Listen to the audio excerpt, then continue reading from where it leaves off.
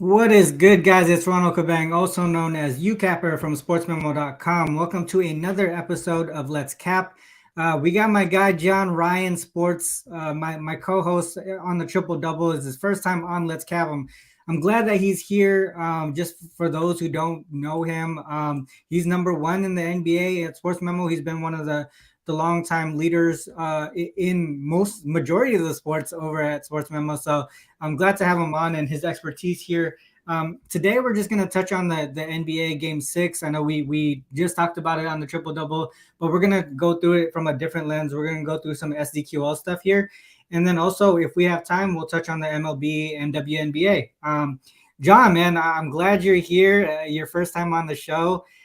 We've been trying to schedule this for a while now. But just to give out a little bit of info to some of the viewers here, could you talk a little bit about your capping process? That's one thing that I bring when a new guest comes in here. I want to be able to showcase their different styles of capping, right? So I think ours is a little bit similar, but yours to a more technical degree, in my opinion. So if you want to go into what your capping style is, are you more technical, situational, and things like that? Go ahead and get into it. Thanks for having me, Ronald. It's an honor to be on your show here. And yeah, my capping is it's not a black box. It's not a magic formula of betting systems that I pull out.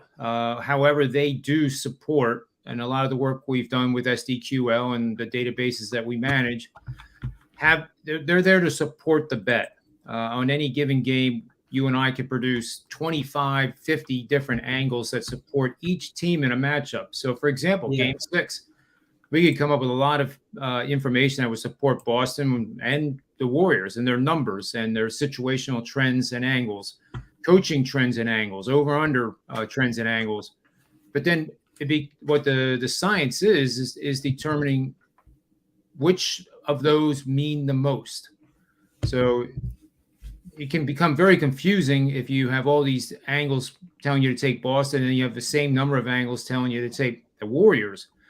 So then I get into, as you know, a lot of the stuff I used on Wall Street when I was a chief currency strategist and a floor trader in the crude oil pit, where I use sentiment, for example. And sentiment in the betting markets, you can see it just about on every site. They measure the number of tickets as a percentage and the percentage of money that is on a game. And when they align in an excessive manner, meaning 78% of the people are betting on a particular team, and let's say the similar amount of money is being bet on that, I start looking towards the other team.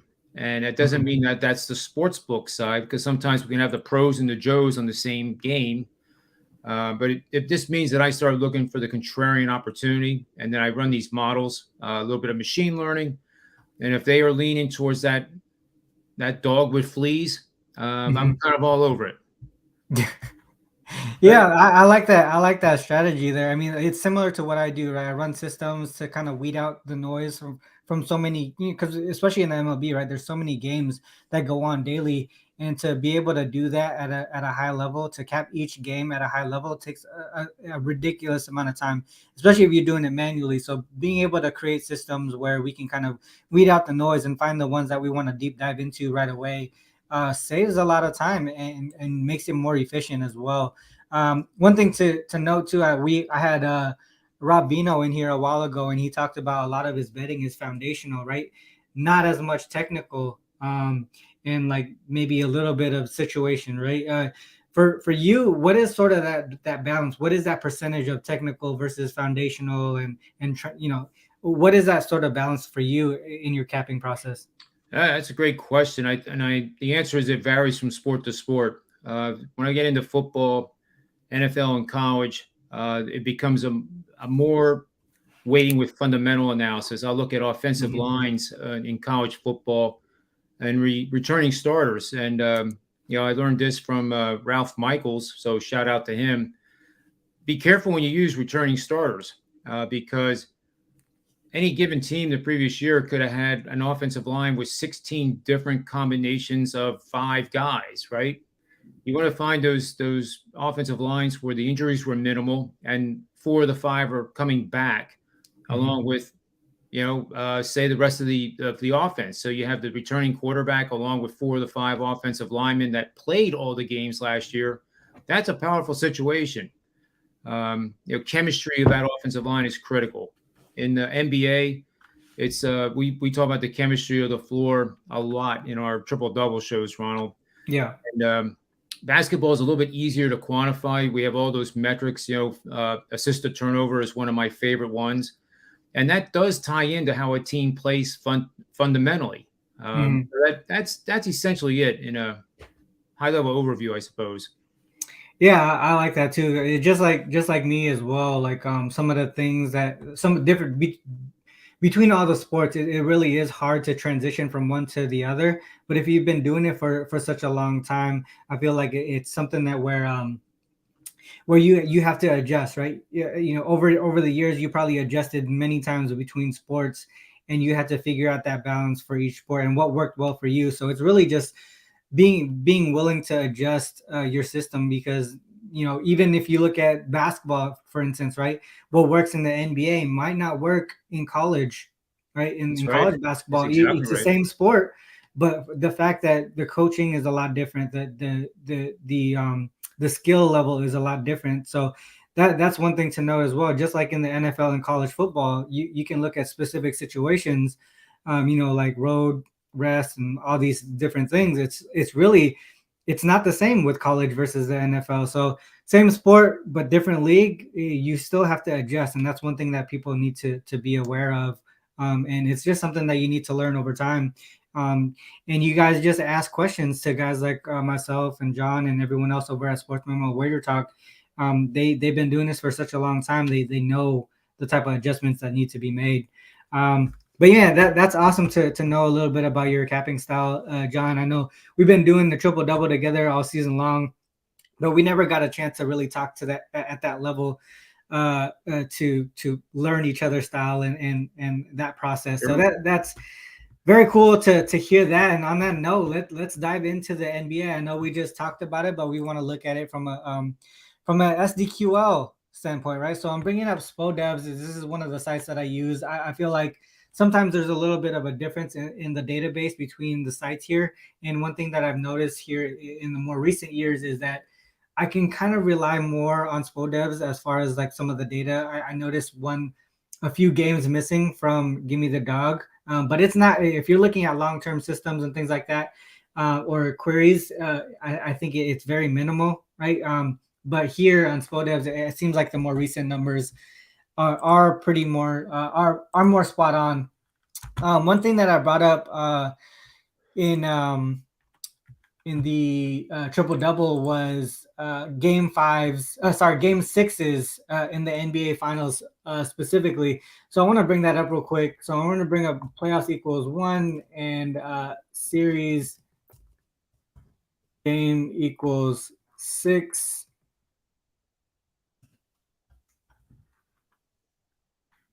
And then we want to look at the round equal 4 because that's the finals. That would be the finals. Yep. And then what I want to look at specifically is a team with the series wins equals 3. So elimination game.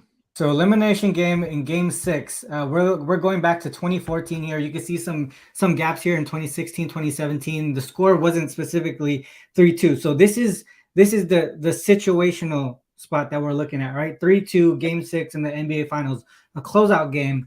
What happens is, historically in the last few years, 4-1 straight up, 4-1 against the spread. That kind of goes with the note, the note that Ralph says, right? Whoever wins is going to cover the spread. But we want to look at who's actually winning the game. And typically it's the team that's closing out. Game 6 here, I talked about this one in the triple double as well. This is the game that they lost in game 6. They ended up losing the series, going up. I think they were up 3-1 and they ended up losing that series. This game specifically, if you remember correctly, I think it was at 31-11 in the first quarter, and the Warriors couldn't really just come back from that big deficit in the first quarter. Ended up losing by 14. So that's one situation here. We can kind of maybe say that's an outlier quarter like we had in game one of this series of the fourth quarter, where Celtics won that game one, 40-11 in the fourth quarter or something like that, 40 to around that. So that's one outlier there. But typically we're seeing the team that's up close out in game six. And we talked about also historically in 75 NBA finals, 25% of the series have gone to game seven. So that's 75% that close out prior to game seven. So historically, we're going to game seven is not, something that happens too often. And that's what we were looking at for this series specifically. Another thing to note as well is travel situations here going from road to home. So what I wanted to bring up is this season here.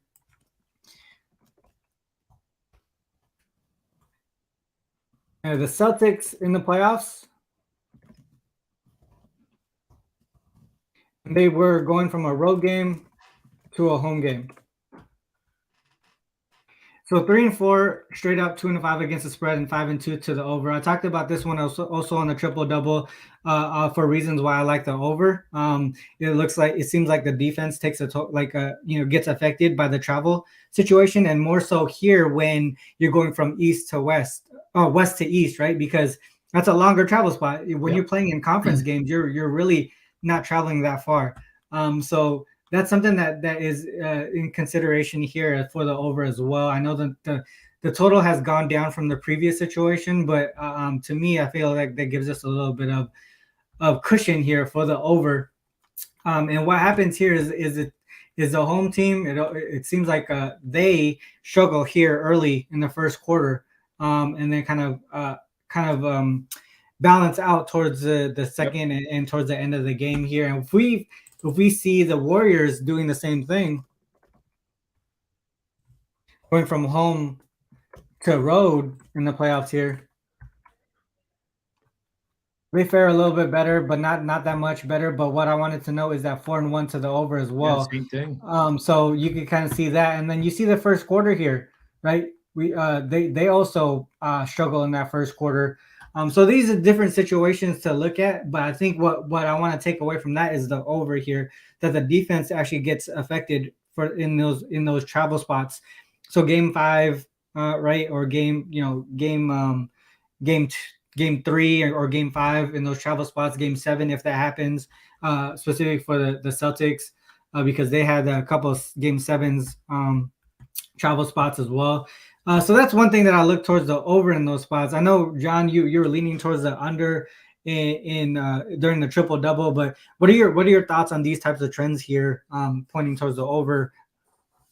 Well, I'm leaning less to the under, and again, a result of dialogue with you and exchange of information. It's information is the most powerful commodity out there, and the more you get of it, the better you're going to be. So,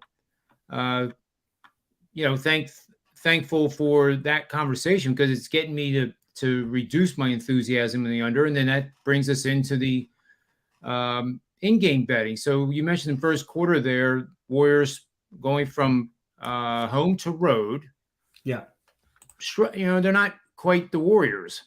So initially I thought, when you said that, I immediately thought, all right, well, they're +4 now.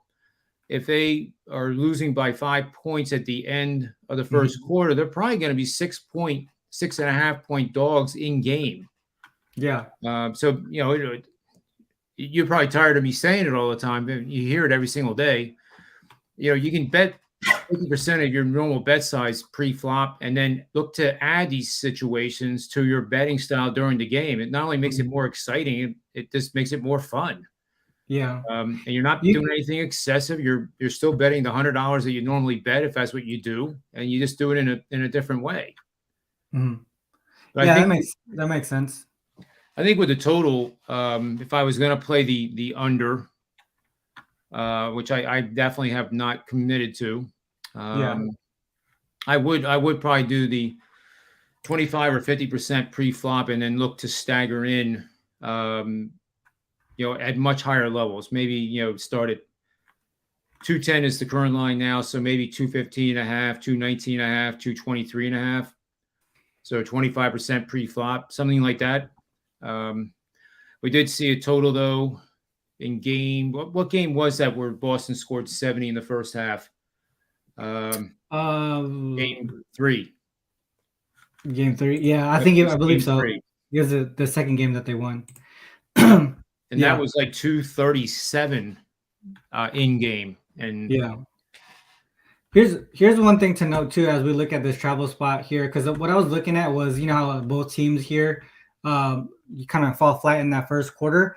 What I wanted to see, because on the Celtics side, they fall flat in the first quarter and kind of level it out second through fourth to come back in that travel situation. I wanted to look here and see if that's the same thing that happens with the Warriors, right? So they fall flat in the first quarter, and they ended up losing these games. And I wanted to figure out why, right? If I look down at the results here, you can see this outlier, sort of an outlier here with a 40-point win. So that's one thing that I want to maybe see what it would look like if we remove that outlier type of game, where that's such a huge margin that it affects the numbers in the outcome. So what I did was remove that date.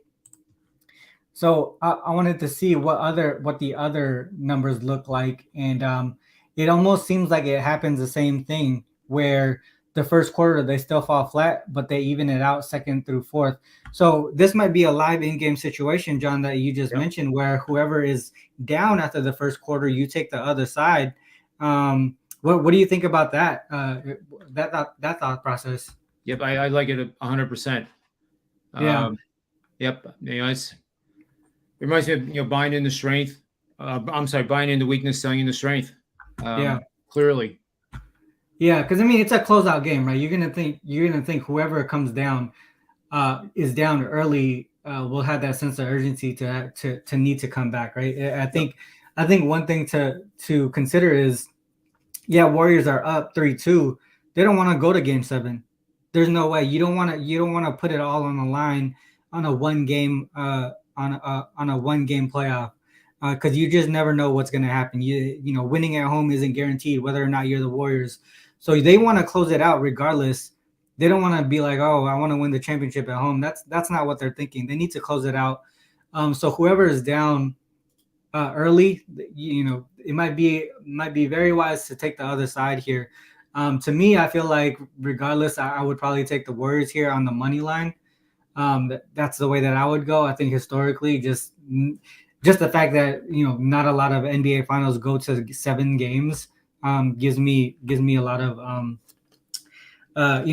support there, and just how the Warriors have done in game sixes as well. That's one thing that I want to bring up as well here. This is the Warriors in the playoffs, and series game equals 6, and this is the Kerr era. If I remember, is that right? It's Warriors playoffs series game. That's not it.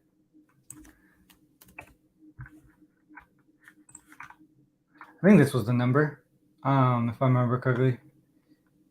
Yeah, I think this is it. 7-2 straight up, 7-2 against the spread in game 6s. So that's the one that I was looking at as well, and they point towards the over as well.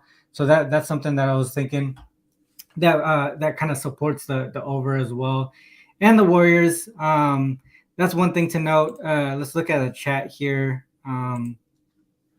Boston's second quarter has been good. Tatum gets his early rest in first, then comes out in second. I think a lot of it has to do with the Golden State bench getting eaten in the second quarter, heavy minutes in the first quarter. That makes sense.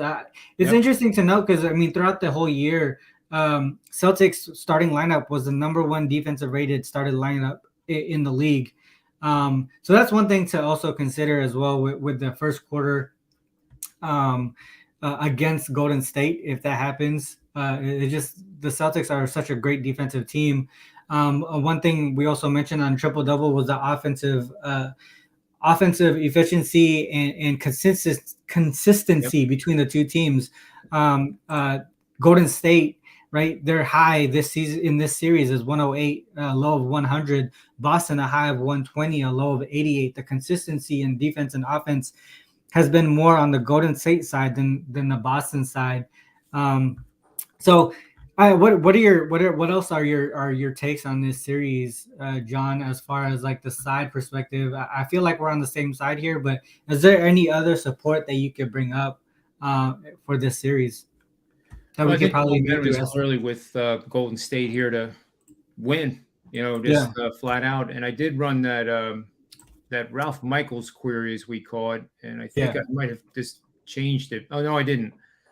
So the round 4 is the NBA Finals on SDQL, and I typed in margin greater than 0.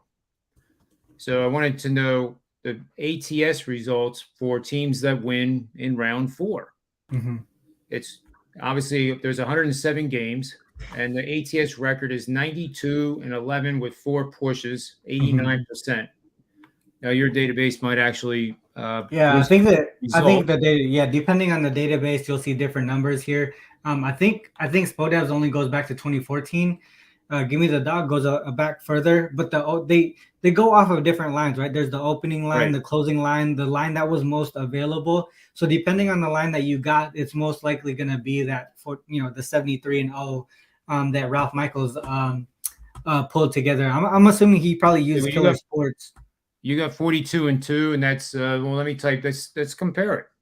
Yeah. You did 2014, right? I believe it's 2014. Let me do it. Yeah, 2014. That's when Steve Kerr began coaching the Warriors, coincidentally. Exactly. Yep, it is. So this thing's running here. And I just switched over to Give Me the Dog. And we're not trying to make one look better than the other. It's just doing our look. due diligence, right? I mean, like you want to make sure you're. Yeah, you got to make sure the information. numbers are right, or at least you know what line is being used. Yeah. I've traditionally, over the decades I've been doing this, I like the closing line, the official closing line, because then that's universal. But nowadays you can get 10 different sports books put into your database, and you can use Caesars, for example, if you like Caesars, and use their closing line.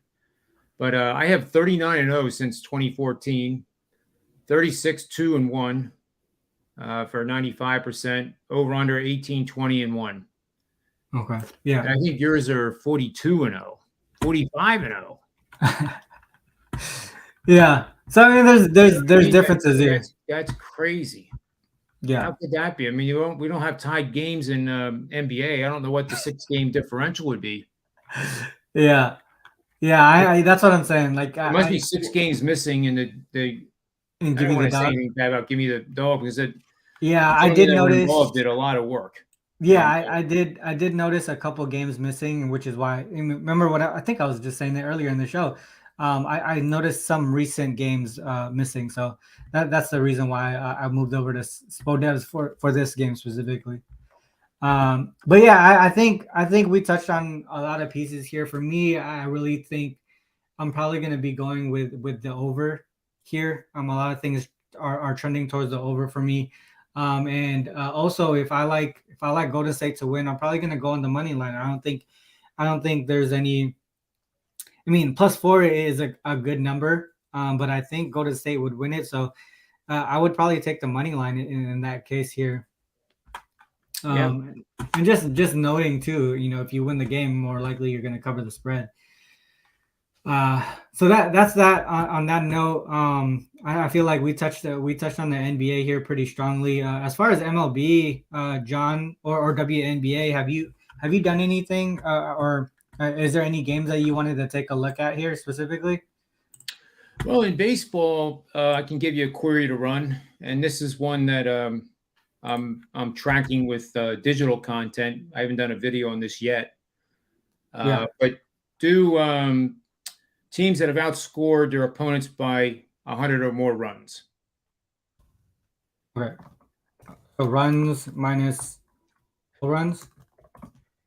Yeah, and I did the T capital S, and then some. Okay, gotcha. TS. Is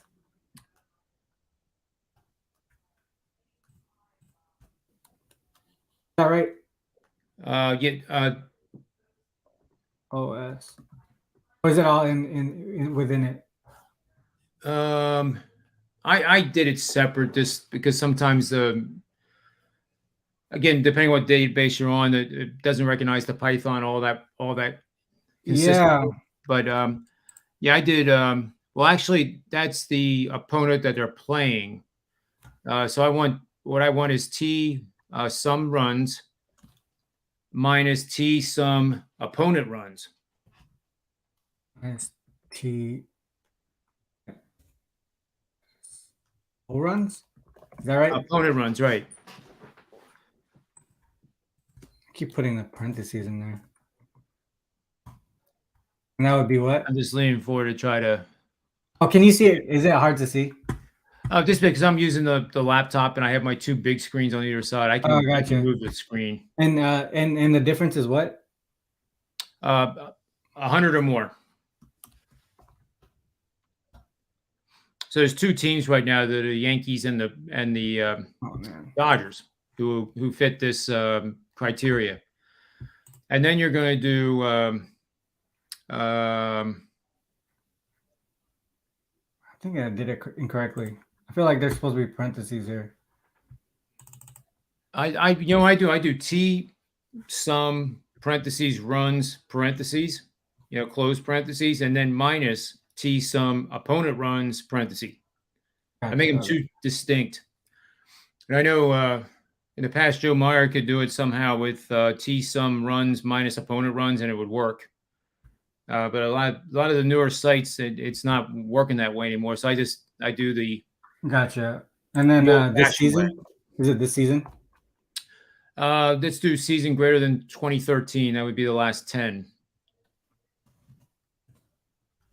And then I want you to make that team an away favorite. See what we get there. We got 608 and 394. All right. So does it have an ROI on there at all? Yeah, it's actually minus here on this side. Yeah, you're definitely fading the juggernaut. Oh, you are? Okay, gotcha. Line between a favorite of minus 125 to minus 175 on road. And I think that's going to give us something here, and I'll pull it up on the other site here.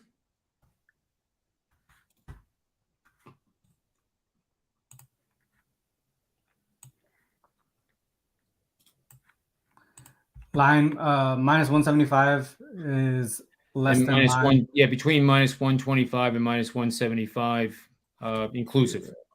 Okay.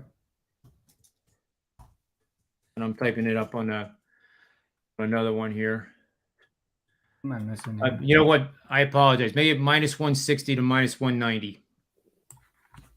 We'll get right to the meat and potatoes. All right, say that one more time. Line what? Between minus 160 and 190.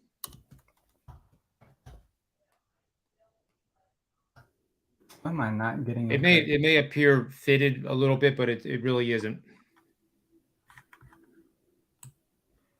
So road favorites of 160 to 190. Why is my line not working? Hold on. Line is less than minus 160. Right. And between 160 and 190. But for that, you can leave it at 160. It's still going to get pretty powerful results. And then lastly, in the month of June. So month equals 6. I don't know why my line is not working on that.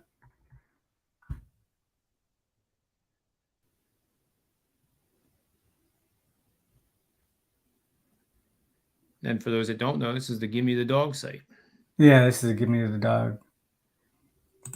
I don't know why the line parameter is not working here.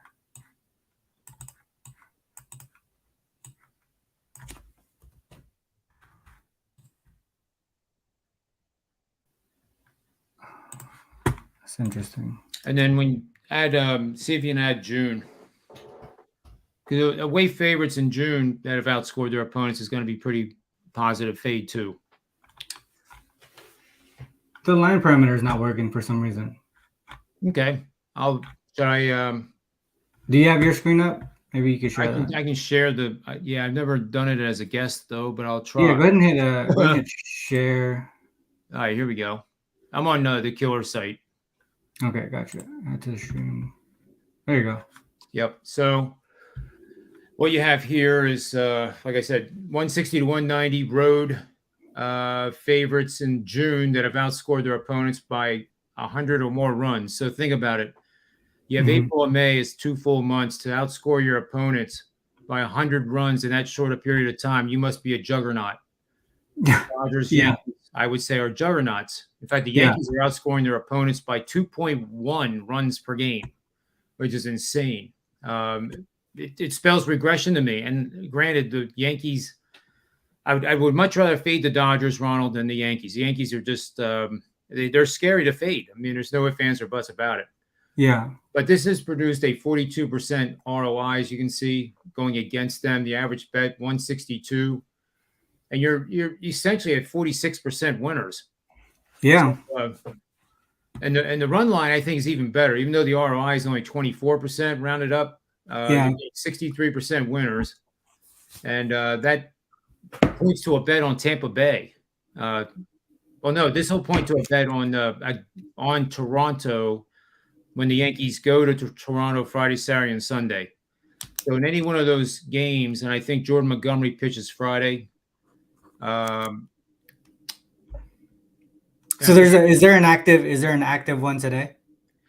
Well, if we get rid of the home favorite, I mean the away part of it, the away part, and make it just that without the away would go to play Tampa Bay on the road against the Yankees tonight. Okay, yeah, and Tampa Bay is only a 125 dog. Mitch has been calling out Tampa Bay too in the chat here, so that's funny. Yeah, I like Tampa Bay quite a bit. That's a premium bet. I'll say it. Oh, there you go, exclusive to the viewers. Right. Yeah, Tampa Bay here, plus 125. I think mine is 125 as well. It might have even been a little bit cheaper. But generally speaking, whenever you see these, I call them juggernauts, favored at home just by a little bit, it immediately, my experience tells me to start looking at the dog and see why that is. When I host the MLB show, you've been on it. There's lines that, I'll say, Ronald, that line just makes no sense to me. It makes me want to just like jump all over that dog right now. What do you see that would pull me away from jumping off the cliff with the dog? Yeah. So that makes sense. And this is clearly one of those contrarian plays because the betting volumes have been on the Yankees, and rightfully so. The 5-game winning streak, they're third time in the last 20 seasons they've won 40 of their first 60 games. In fact, they won 44 of the first 60, which is the most of those 3 years. Yeah. They haven't been to the World Series, if I remember right, since 2011. But this is the type of start where teams end up in the World Series, whether you like the Yankees or you don't. It's kind of a 2-horse race right now. Yankees in the American League and the Dodgers in the National League, in my humble opinion. Yeah. Do you think we're talking, so Mitch is mentioning regression here, and we talk about regression and positive regression and all that stuff here. Do you think in baseball it shows up the most as far as regression, right? Because we always talk about, all right, so in NBA, right? Yep. We always talk about, all right, this team just shot 50% from the field, 55% from the field. We expect a regression, right? Is it more so in the MLB than in any other sport, in your opinion? It is, because it's a 162-game season. You get a lot of more peaks and valleys to evaluate. Pitchers that have won 5 games and haven't lost yet, and they're making start number 8 or more, they have regression. You get Justin Verlander, when he went out to Seattle, was 5-0, ERA of like next to 0, and he got hammered. Garrett Cole, second to last start, gave up 7 runs in 3 innings to the Minnesota Twins, including 2 or 3 homers, I think, too. So you spot these situations. They're not, as you know, Ronald, this is more for the audience. So you don't know when these situations are going to hit, especially fading a juggernaut like this system does. But you know over time that this thing has done well in each of the last 10 seasons. Now, it's not going to make you a fortune in any one of those seasons, but you grind it out. And the Yankees might win tonight 10-0. and you say, so what? I know that over the course of the season, we're gonna be rubbing more cabbage together than what we had when we started. Yeah. Yeah, I think MLB, especially with how many games that they play, is the most grinded out type of sport, right? As far as betting, there's just so many games every day, and people. That's why I was talking to somebody recently about it, and like how do you manage your units or your bet size between sports, right? Because NFL, you have just how many weeks you have in the NFL, right? And then you have 82 games in the NBA, and then you have 162 in the MLB. It's you sometimes it almost seems like you don't bet the same amount in the NFL as you do in the MLB, because of the amount of volume there is available. Do you do the same thing? I think we always talk about money management as a key piece to sports betting. How do you feel about that, going unit size by sport? There's no question. I do modestly more with football. If you think about it, baseball happens every day, as the NFL happens every week. Hmm. So the NFL, you have a full card every Sunday. And then you have the bye weeks, which are akin to the MLB teams having their travel day on Wednesday or Thursday, Hmm. or having a day off on Monday. And that's the big difference, is that you're right. The volume is whatever 162 divided by 22 is, including the playoffs in the NFL. Hmm. It's, what is that? 8 times as many um, opportunities in baseball, 8 times as many as the NFL. And that makes the NFL hard because, in that circuit contest that you and I did last year, I think you did Yeah, it. yeah, I did. I was 451st or something, out of 4,200 entries. That's not the end of the world. It was nowhere near cashing, though. But when you Hmm. have to pick 5 sides, there's no totals, and you have 8 teams on the bye, the card is small, and you have some really bad matchups that are crappy games to handicap, and it becomes very tough. Yeah. So when you see those winners hitting 68% or even higher, I guess last year was the record, that either requires a lot of luck getting wins by the hook or backdoor covers, or genius, and maybe it's a combination of the two. Yeah. But Yeah. I always like to brag about Las Vegas Chris over at Wagertalk. He came in second and fifth in the circuit 2 years ago. That's Two amazing. two entries, second and Yeah. fifth. And his second place occurred in the last game of the regular season. He was either going to win it or he was going to come in second. And it was the Hmm. last game still playing that Sunday. So the Yeah. excitement was, I can't even imagine. I remember that post where he was holding the big check and stuff. That was pretty cool to be able to Yeah, see someone from Wager Talk to be able to do that. So yeah, that, it's that was pretty pretty amazing. exceptional. Yeah. But yeah, I mean, on that note, John, I mean, we touched on the NBA. You gave out an exclusive MLB play with the Rays here. I Yep, think that was awesome. Thanks representer. for doing that. My I will pleasure. likely be on the over tomorrow in the NBA game. On the side perspective, I'm probably gonna. You guys probably know who who I'll be on already, based on all the conversations that I'm having and all the shows that I do. I think the Warriors take it here. Even if they don't win in Game 6, I think Game 7 they should be able to take care of business at home. But I don't think it goes 6 games. I don't think it goes 7 games. Yeah, I'm Um, with you. yeah, I think that's the I'm case with here. you. But yeah, man, I really appreciate you coming on here, John. It's the first time coming on to Let's Cap. I hope you had a fun time here. I did. It's a blast. Yeah, yeah. I mean, I think, like I said, it was like a shorter version of your Manny's Pub. Yeah, Just kind of like a condensed version of it. But yeah, hopefully we do this again. And like you said, absolutely. NBA season's coming to an end, so we're gonna have MLB and football soon, and continuing to do that stuff. So yeah, with that said, is there anything you want to promote over at Sports Memo for yourself and what you're doing over at Sports Memo? Well, I think you know who I'm on with my NBA plays. NBA's been outstanding. We think we're pretty sure that I'm going to finish number one over there. You were number one last year, Yep.